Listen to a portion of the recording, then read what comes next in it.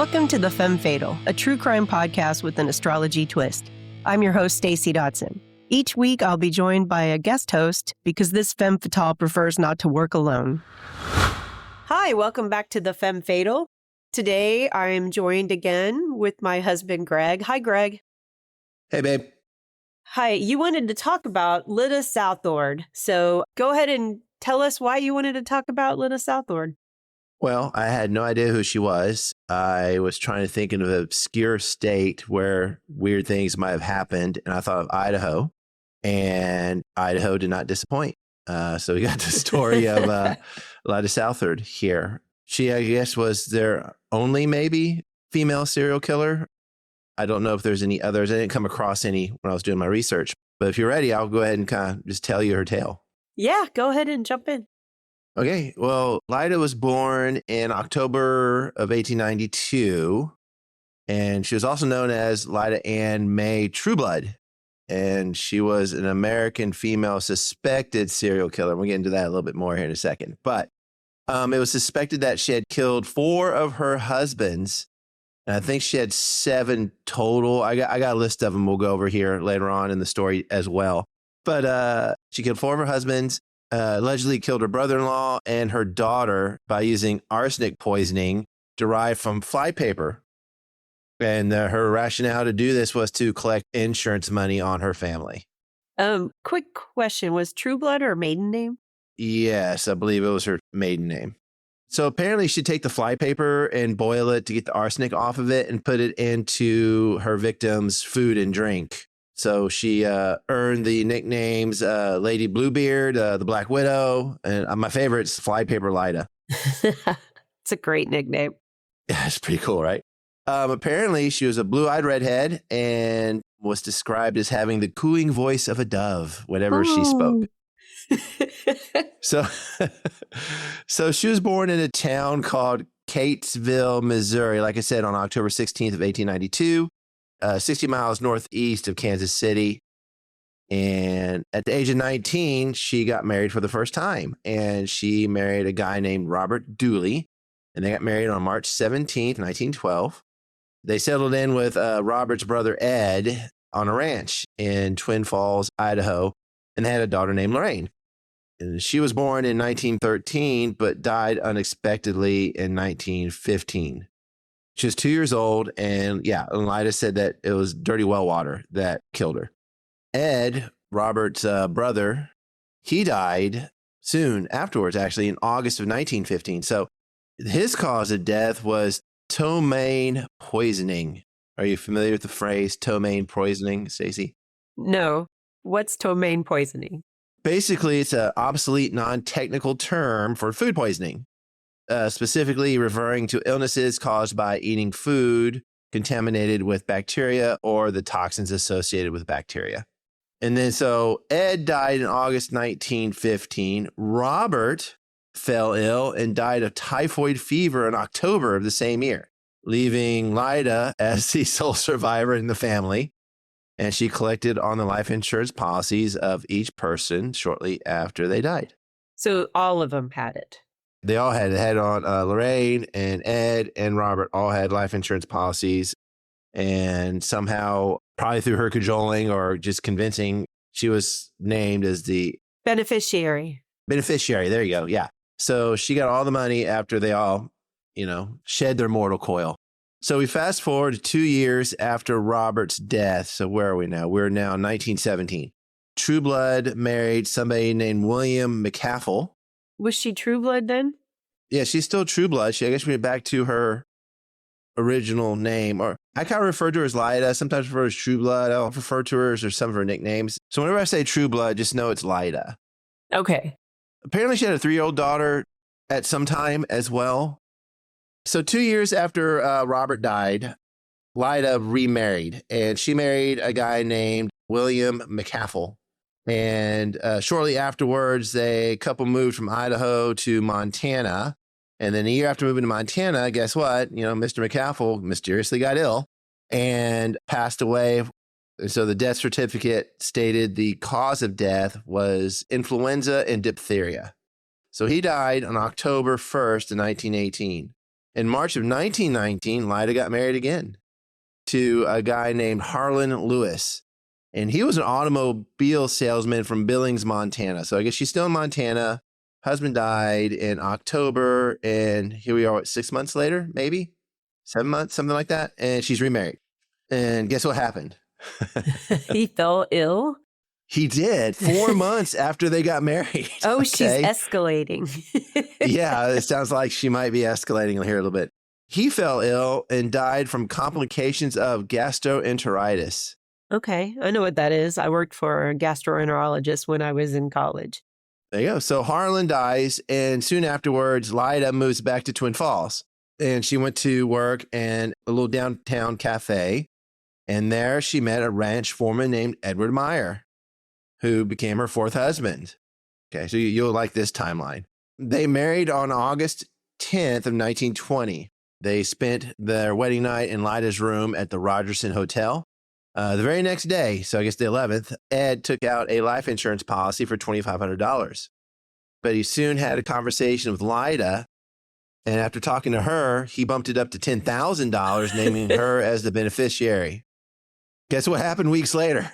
He fell ill. He did. After eating a meal prepared by Lyda, Edward would continue to take turns for the worse at the hospital after taking sips of water apparently provided by Lyda as well. So he died on September 17th, 1920. So this was 28 days, 1 month after his wedding day, roughly. Okay, I thought the other one was escalating. This one's definitely escalating. She's getting cocky. Yeah, it sounds like she might be, right? The cause of death for Ed was listed as typhoid fever. So I'm going to take a pause here for a second and go over the husbands. Now, she was married 7 times, but only 4 of them died. Yeah, mysteriously died Mysteriously died. Her first marriage was to Robert, and that was from March of 1912 to October of 1915. And then there was Mr. McHaffel, and they were married from June 1917 to October of 1918. And then there was Harlan, and they were married from March of 1919 to July of 1919. And then there was Ed, who they got married in August of 1920, and he died in September of 1920. After that is Paul Southard. So that's where the Southard name comes in. And we'll get into that a little bit more here as I get deeper into the story. And then there was a guy named Harry Whitlock, who apparently she married in 1932, and we think was divorced. And then there was Hal Shaw, and there's a little mystery behind Mr. Shaw as well. They think they divorced. No one's really sure. And again, I'll tie into that here in a little bit. So for the first 4, and the brother and the daughter, she collected about $30,000 in life insurance. This is collectively with all 4. Collectively for all of them. Well, no, that and Ed Dooley and Lorraine. So all of them translates to about $400,000 today. Enter into the story another Dooley. So we've had 3. Had Robert, had his brother, and now we have a relative. I don't know if he's a cousin or an uncle, but a guy named Earl Dooley. He's a chemist there in Twin Falls, and he starts kind of putting pieces together and realizes, hey, something is afoot at the Circle K, right? Yes. So he begins to study the deaths surrounding Lyda, and he enlists the help of a physician and another chemist. And he soon discovers that both Ed and Robert were murdered by arsenic poisoning. So the Twin Falls County prosecutor, Frank Stefan, I hope it's Stefan, like greatest SNL character ever, right, babe? Yes. Stefan began an investigation and had the bodies of 3 of Lyda's husbands, her 4-year-old daughter, and the brother-in-law exhumed. Stefan soon discovered that some of the bodies, these are dead people. I shouldn't be making fun of them, but yeah, I can't help it. Stefan, he discovered that some of the bodies contained traces of arsenic. Others were suspected of arsenic poisoning by how well the bodies were preserved. I don't know if arsenic was used in embalming fluid or not. Do you know, babe? It was a while ago, but they stopped using it in the 1900s. And so this is after the 1900s. And so they're like, okay, this is suspicious. We have a bunch of dead bodies with arsenic levels in them that probably shouldn't be in there. They start to investigate records at the banks and with the life insurance company. They get access to the records of the Idaho State Life Insurance Company of Boise. Of course, as we know already, that all four of her husbands had held a life insurance policy where they listed her as the beneficiary.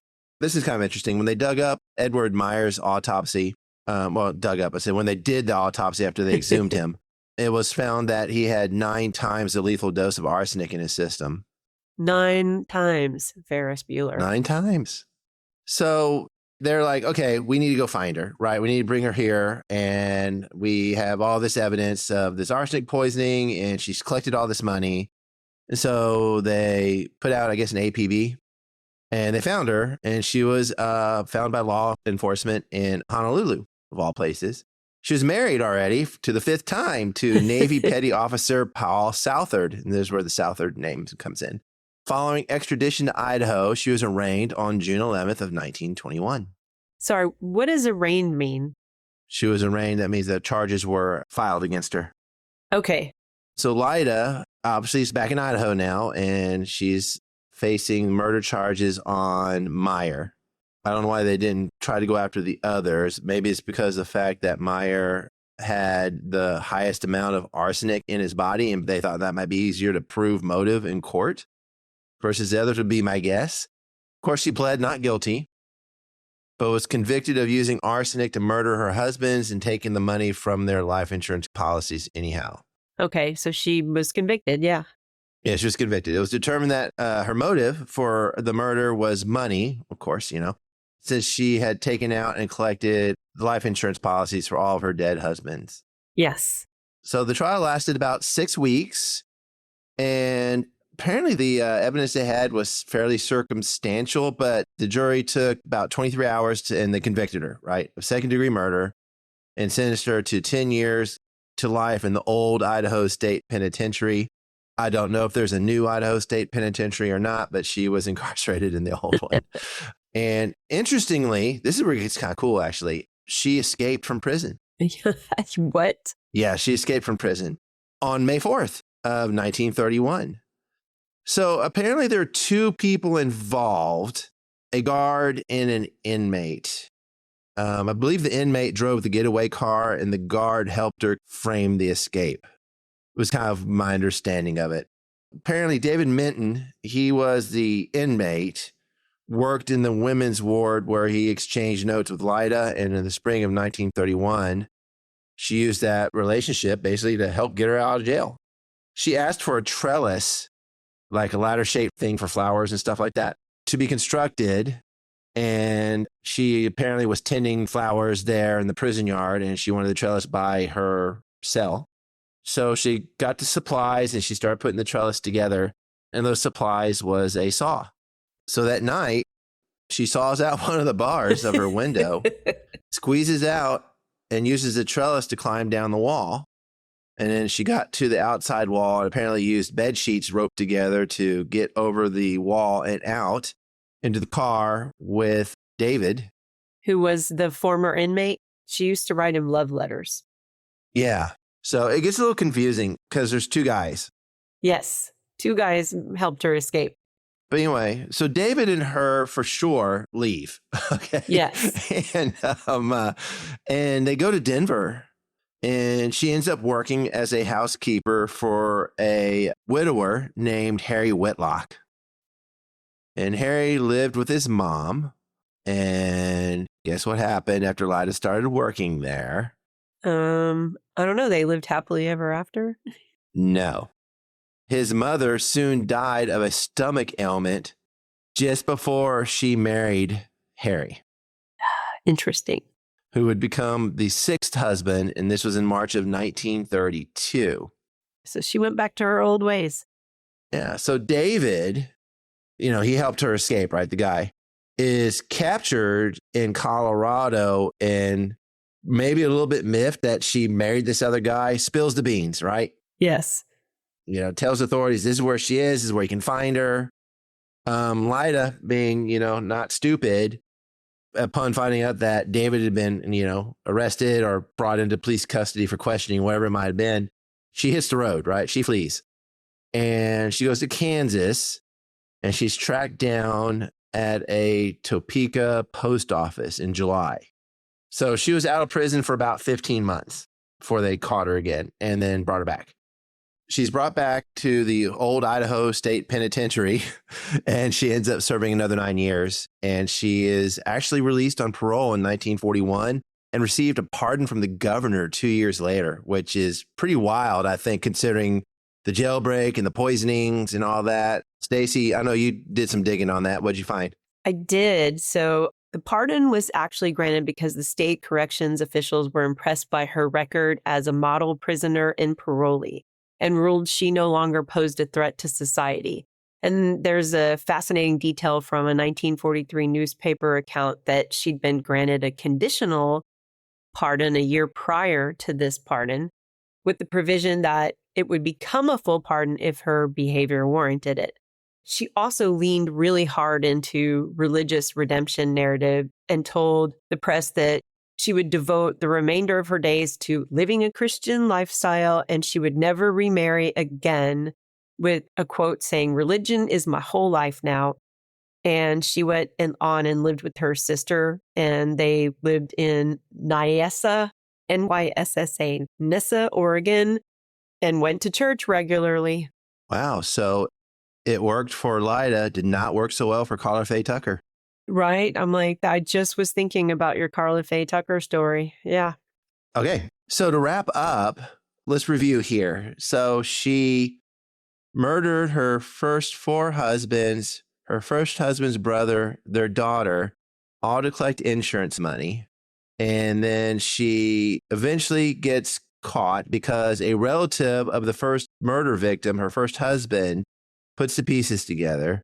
She gets put in jail, uses her charm to break out of jail, gets found 15 months later, gets put back in jail, discovers God, gets paroled, and then because she was such a model prisoner, gets a full pardon from the governor, moves to Oregon, somehow marries this Mr. Shaw guy. She dies, and then he disappears to the annals of history, and no one knows what ever happened to that dude. She died first and he disappeared? Or no, he disappears. He disappears after she dies. Okay, so maybe he's not one of her victims. So he disappears after she dies. I would assume that it was after she died, because if they were together, they would know where Mr. Shaw is with her. And I think so after she passes is when he kind of disappears, and then that's it. No one knows whatever turned up from him or where he ended up. You know, his whereabouts remained unknown. I imagine by now he's probably passed on. You know, this happened in the 30s, and, you know, she passed away in the 50s. And so he might not have been a victim, is what you're saying. No, as far as we know, he's not a victim. But she did break her promise on her pardon. She said she'd never remarry, and then she did remarry. Yes, she did. But interesting person. I mean, she lived quite the unique life, that's for sure. Not a very nice person, but an interesting one nonetheless. Yep. So I'll go ahead and just kind of jump into what there is about her in pop culture / media and all this stuff. And, you know, you talked about all the nicknames in the beginning, and she had a bunch. So you had Flypaper Lyda, obviously, from the Arsenic. Yeah. Then there was the Black Widow, not to be confused with Scarlett Johansson. And the one I like the best is Lady Bluebeard. And so if you know your fairy tales, you know this one. It's a French folk tale about a wealthy nobleman with the blue beard. And so Charles Perrault published Bluebeard in Paris, 1697, as part of his famous collection of Tales of Mother Goose, the same collection that gave us Cinderella, Sleeping Beauty, and Little Red Riding Hood. The tale centers on a wealthy man with a hideous blue beard who has already had several wives, all of whom have mysteriously disappeared. He marries a young neighbor girl, and before leaving on a journey, he hands her the keys to every room in his castle, with one exception, one small forbidden key that she must never use. And overwhelmed by curiosity, she opens the forbidden chamber and finds the corpses of all his previous wives hanging on the walls. Oh my God. Oh my God. And this was in a children's book? Well, originally when this Tales of Mother Goose was published, it was published to be a conversation piece at what they had around then, the Royal French salons. So anyway, so not intended, but a lot of those stories did end up being a kid's thing. So anyway. So Bluebeard was not exactly the smartest guy, right? I mean, it's like, okay, here's the keys to every room in the house. The one, I'm still going to give you a key to the one room I don't want you to go in. So I wrote this part down too. Bluebeard returns, discovers her disobedience, and moves to kill her too. But her brothers arrive just in time and shut it down. The most discussed symbol in the story is that small key. Apparently, it was already stained with blood when he handed it to her. So Perrault kind of ends the whole thing with two contradictory morals. First, blaming the wife's curiosity and immediately winking and saying that the story is from a distant past and nothing about modern husbands. Ha ha, classic. So anyway, back to Lyda. That was a nickname that she got. The press gave it to her and it caused like all kinds of commotion because obviously, you know, women typically are victims, not the ones that commit the crimes. So her trial that you mentioned earlier apparently was like tons of people showed up. It was a circus. Yeah, I imagine it would have to be a circus. And I get the Bluebeard part now because it was just a flip. She was the predator and killed the husbands versus Bluebeard killing the wives. Yes. So with that, she shattered the domestic perception of being a wife, right? She weaponized that to her advantage. And that's why it became sort of a national spectacle. Now, flash forward to modern true crime. Lyda has found an audience again. In 2020, the podcast Female Criminals dedicated an episode to her in their Black Widows series. In 2023, 10 Minute Murder covered her under the title Flypaper Lyda. She's been the subject of a 2018 book called Black Widow Lyda True Blood by Jessie Dillard. And back in 1994, a full biography was written called Lady Bluebeard, The True Story of Love and Marriage, Death, and Flypaper. That title goes hard, right? You know? I like that title. Yeah, it's good. Most recently, in 2025, she got a short film, and it's called Flypaper. And it's part of a larger project called 13 Stories that centers on inmates of the old Idaho State Penitentiary.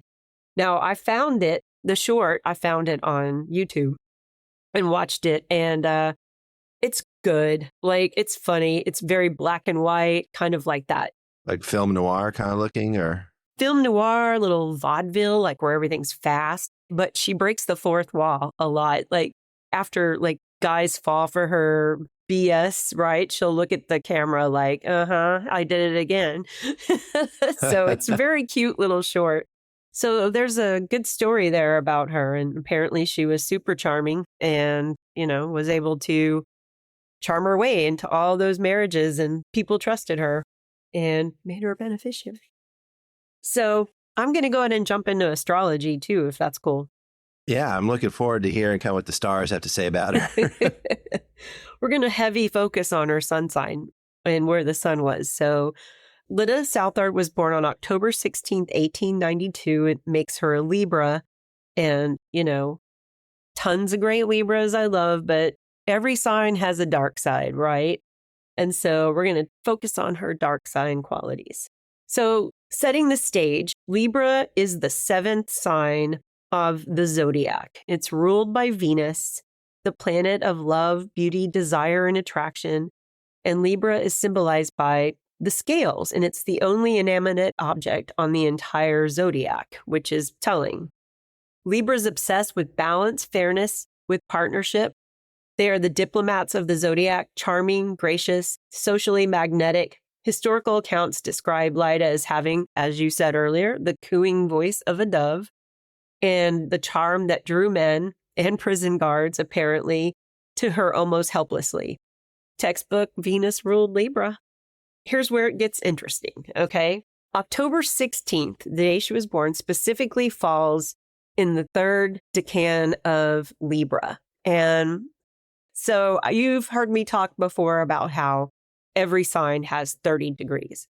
So when the first day Like a Taurus, take a Taurus, April 22nd, that's 1 degree, right? And go all the way till it ends on the 21st. You've got your 30 degrees. And the further you are born into that degree, you've absorbed a lot of qualities, right? So what a decan is, it's a way of dividing those 30 degrees into 3 sections. And each section adds layers of nuance to personality traits based on where your sun falls in within that sign. So it's a subset of a subset. So she's born in the 3rd decan, which means she gets a hit of Mercury and not the element, the planet. Gotcha. She gets Mercury energy on top of her Venus rulership. And Mercury is the planet of communication, strategy, and the mind. So you're blending Libra's social charm with Mercury's sharp, calculating intelligence. She was a thinker. She planned. She was patient. She watched. And every astrology profile for the date October 16th, Libras describe them as observant, watching nonverbal cues, reading how people respond to them, and always calibrating. She's not just likable, she's strategic about being likable. So the shadow side of Libra's greatest gift is their charm, okay? That charm just doesn't attract people. It can manipulate them when it's, on the dark side. One astrologer writer describes it this way. No one would ever suspect the beautiful, sweet, charming Libra to use that charm to get what they want, but they do, and they do it shamelessly. And they'll have you believing you're the best thing since sliced bread, and suddenly you'll be committing murder for them. Sounds like exactly what she did. I mean, she had a prison guard smuggle in a saw, and she wrote love letters to a fellow inmate who bought a car and waited outside the prison walls for her escape. And that man was devoted, and she left him in Denver 2 weeks later. So, that was her personality. Plus, she was able to convince her husbands to make her the beneficiary. And that one, they jumped the amount from $2,500 up to $10,000 after she talked to him. And so that's not enough. Obviously, she's using her charm and probably their trust in her being their wife and wouldn't do anything to harm them. Remember that part, Stacey, the wife not harming the husband part. That's very critical. I'll try to remember that. Very important to remember that. How much life insurance do you have? Not that much. Also, just to point out back then, too, the communication wasn't there. So when she left Montana and had those incidences there, maybe it didn't get back to Idaho until that one guy had that light bulb moment like, hey, something's happening here. Well, that's a lot of astrology that I did already. But let's go back. So we talked about how Libra is the 7th sign. So that means Libra rules the 7th house. It governs partnerships, marriage, and committed relationships. And she married, 7 times you said? 7 times. 7 times. So the 7th house, when distorted, can become an obsession with partnership, not as love, but as a transaction, as a means to an end. And she needed to be in a relationship. And astrology profiles for October 16th Libras literally say they are constantly in love to find motivation for everything else in life. Every single husband was chosen, assessed, insured, and then, what happened? Eliminated, yeah. Another interesting thing, the Tower card in tarot is also associated with October 16th. And the Tower represents sudden dramatic disruption, the collapse of something that was never built on solid ground. And for 4 husbands, it was never built on solid ground, it looks like. And so she was the Tower, and the collapse was, what happened. Yeah, that's interesting. To sum that up, you have a Libra with the Mercury mind and a Venus mask and the 7th house full of insurance policies. Yeah, I mean, all in all, a pretty interesting character. But still, I mean, it's just an interesting story, just how it ties into the astrology pretty well with some of her motivations, it seems. And, she just was the most famous serial killer from the great state of Idaho. Yeah. I mean, if you look at it, she really was just out for herself, self-preservation. I need money to survive, and I have this way to get it. And she got better at it from marriage to marriage to marriage. The timelines got less and less and less. She got more efficient. At the time, like you said earlier, there's no way a woman could be doing these crimes. It has to be something like diphtheria or whatever. So like none of them were ever diagnosed with dying from arsenic, right? It was always something tetanus or something dysentery. If you're on the Oregon Trail, that's what everyone died from, right? Dysentery. Stuff like that. She was never seen as a potential suspect. Like that happened now. First person they look at is the spouse, right? But back then, because of her sex and just the mindset of people back then, there's just like, there's no way. And she got away with a lot of evil, horrible things because of that. Plus, apparently she was super attractive and just had a way to charm people. So they're going to definitely overlook that. This charming, lovely lady would never do that. Yeah, I think that was why she was able to get away with a lot of that until, Earl put it all together. Which is why she's now being highlighted on the Femme Fatal podcast. Ba-dum, boom, boom. Boom. Well, thanks again, babe. Of course, it was fun. Yes, it was.